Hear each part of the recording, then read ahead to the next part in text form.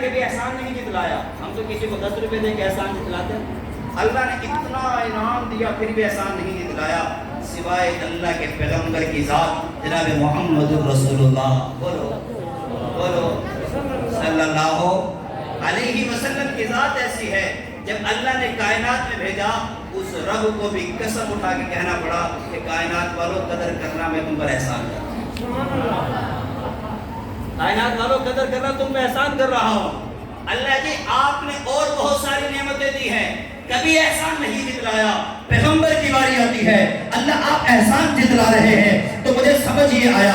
اللہ فرماتے ہیں میں نے تمہیں آسمان دیا ہے میرے خزانوں میں کبھی کوئی نہیں آئی. میں نے تمہیں زمین دی ہے میرے خزانوں میں کبھی کوئی نہیں آئی. میں نے درخت دیے نباتات دی جب میں تمہیں حیوانات دیے ہر طرح کے انعام تمہیں دیے ہیں میرے خزانوں میں کبھی کوئی نہیں آئی. جب آمینہ کا لال تمہیں دے دیا ہے میں نے دیکھا میرے خزانہ اسی طرح بھرا ہوا ہے جب آمینہ کا لال تمہیں دے دیا. سب کچھ میرے خزانے میں موجود تھا محمد کی ذات موجود ہے.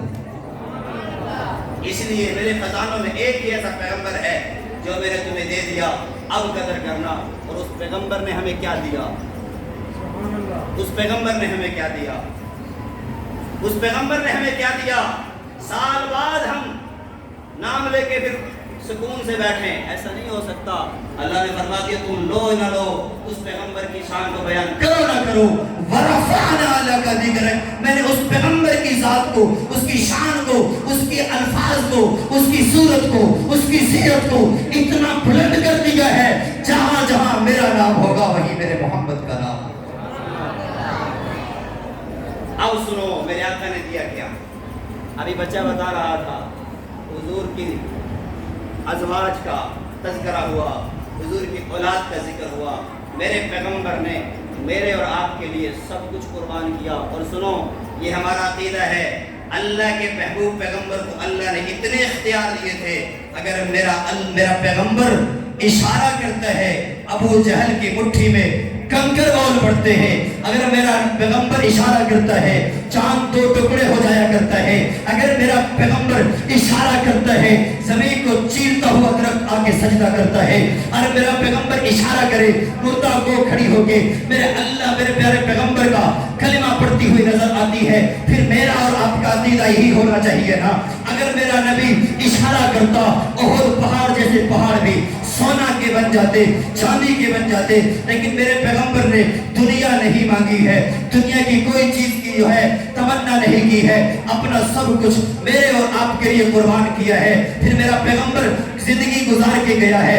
ہر اس زندگی میں پریشانیاں بھی آئی ہے خوشی بھی آئی ہے. میرے پیغمبر میں نہ خوشی میں ہمیں بھولا ہے نہ غمی کے اندر میرا پیغمبر ہمیں بھول کے گیا ہے. سنو میرے پیغمبر کو سب سے بڑی خوشی اس وقت ہوئی تھی. قرآن کہتا ہے سبحان الذی اسری بعبدہ لیلا من المسجد الحرام الی المسجد الاقصی الذی بارکنا حولہ.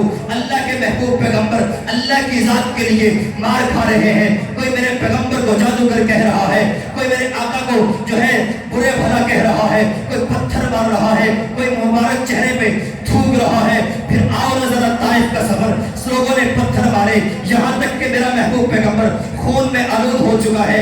اللہ اب انعام دے رہے ہیں اپنے محبوب پیغمبر کو عرش معلیٰ پہ بلا رہے ہیں معراج کروا رہے ہیں. اور سارے پیغمبروں کو معراج کروائی ہے دنیا کے اندر کروائی ہے اس زمین پہ کروائی ہے. جب آئی ہے آمینہ کے لال کی باری جب آئی ہے عبداللہ کے در یتیم کی باری جب آئی ہے میرے اور آپ کے پیارے نبی کی باری اللہ نے معراج زمین پہ نہیں بلکہ عرش معلیٰ پہ کروایا ہے. اور وہ جب معراج کہتے ہیں سفر کو اور وہاں جب سفر کروایا گیا اللہ اور اللہ کے محبوب پیغمبر کے درمیان میں ملاقات ہوئی ہے. محب اور محبوب دونوں آپس میں ملاقات کر رہے ہیں. قرآن کہتا ہے والنجم اذا ہوا ما ضل صاحبكم وما غوى وما ينطق عن الهوى ان هو الا وحي يوحى علمه شديد القوى ذو مرة فاستوى وهو بالافق الاعلى ثم دنا فتدلى فكان قاب قوسين